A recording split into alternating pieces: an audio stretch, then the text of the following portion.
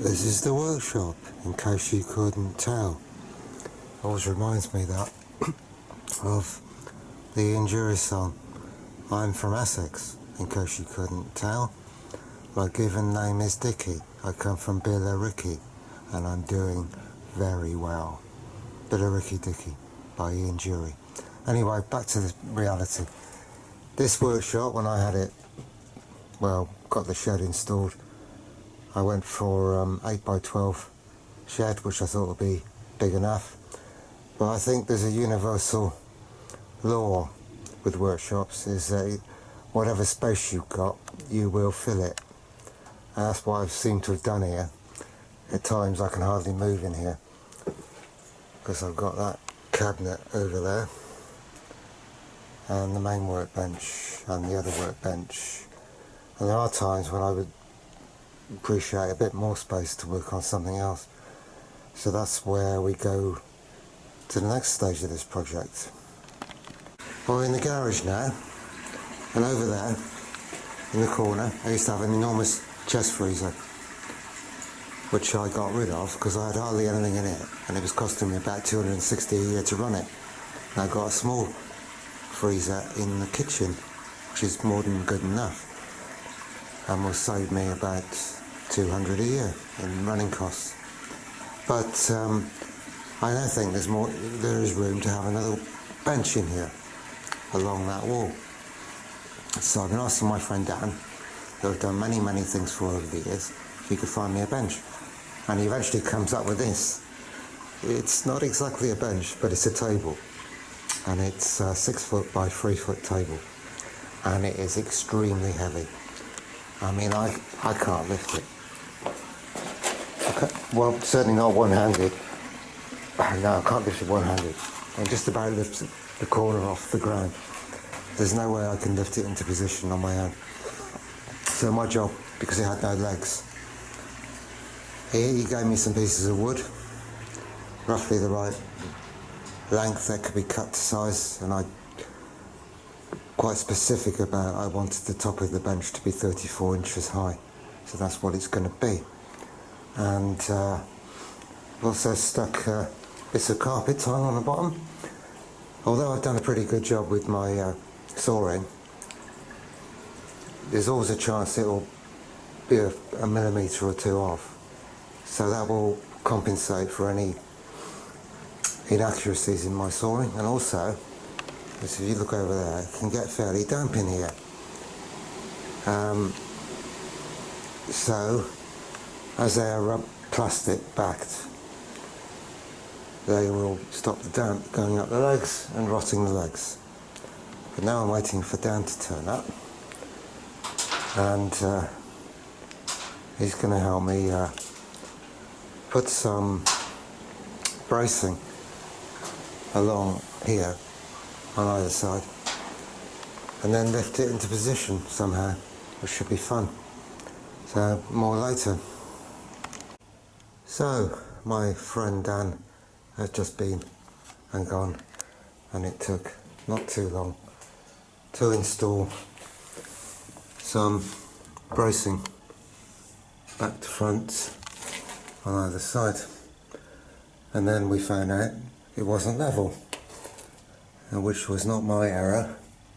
The whole bench was not level. It was probably the sloping garage floor.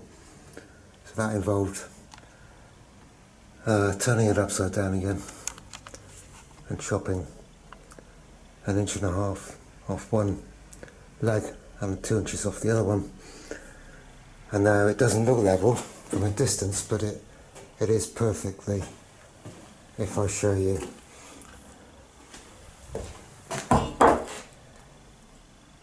It is damn near perfect in both directions, so that's good. And I'm not contemplating putting this across, but as a footrest, but it's a bit bendy. I don't know, I haven't decided on that yet. But it's a reasonably good height. Ideally, it didn't need to be as deep as it is, but that would have involved too much work to cut roughly a foot off it, so it will stay as it is. The next job is to install some power sockets on the wall and wire it into that socket up there. And the first most priority is to have a soldering iron on the bench, a good old Weller without a sponge. But there we are. So I'm going to get on. Probably do wiring in power sockets now. Socket boxes on the wall, equally spaced. One on the left's a bit too close to the wall really, but that's my own fault. I'm not going to change it now. So, got some wire on the floor. Just got to wire that into that socket up there. Also, LED light, supposed to be 20 watts. It's fairly pathetic, but it's best I can do at the moment. It's better than nothing anyway. So all the wiring is done, and we can give it a test with this socket tester. Now, if all the neons light up, means you've got correct, yeah. So we go to this one, and they all light up, and they do light up, and they do light up again. I think the right neon's a bit weak. It's an old tester. Last one, yeah, that's working.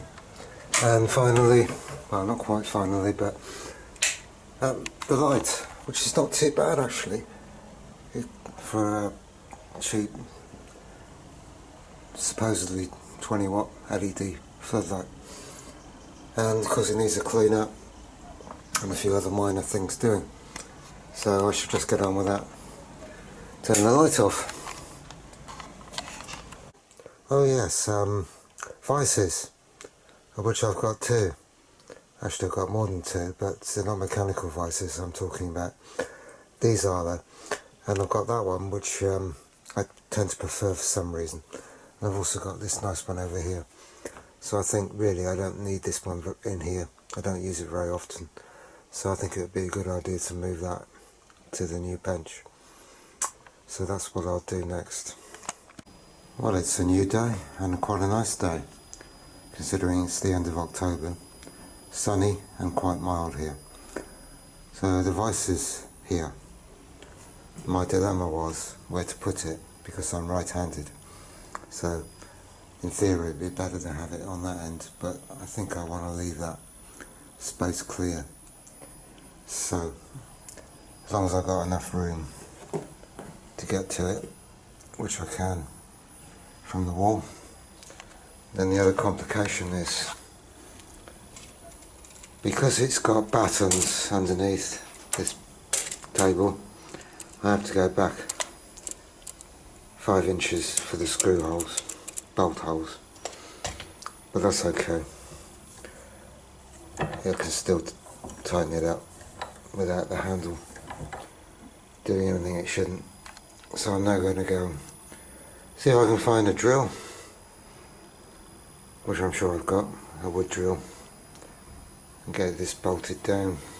It does seem rather a shame to mutilate this, what was once a lovely table, but can't be helped.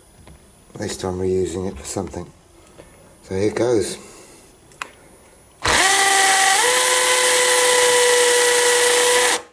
You don't want to see me drilling and it's too hard. That was close. You can see the nut and where the bolt comes through. I've only just made it so I can tighten it out, but it'll be fine. Well, that went fairly well, and I was worrying about stability of the bench, but it's pretty solid.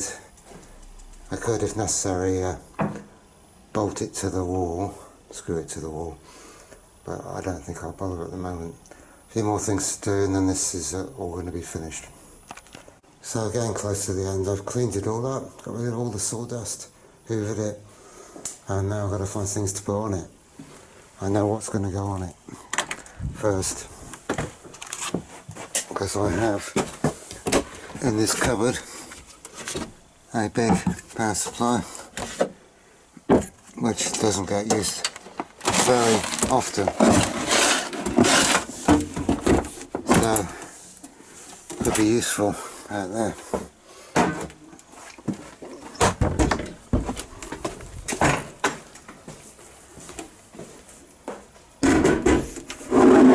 I'll probably go about there.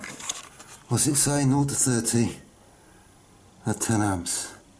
Okay, well I can do that anyway with my normal power supply, because I can parallel the two outputs. Better get a mains cable as well.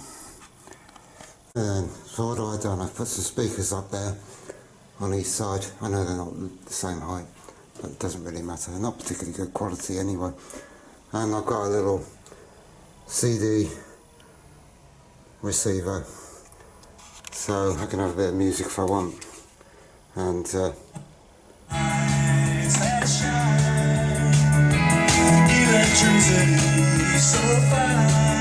sounds like Joe Jackson stepping out from about 1979. So that's about the end of the video, really. I guess it's not quite up to the standards of Mr. Carlson. I think he's got 3 workshops now, and they're all absolutely immaculate, as you would expect. But it's good enough for me. And thanks again to Dan for providing the table. So, thanks for watching, and bye for now.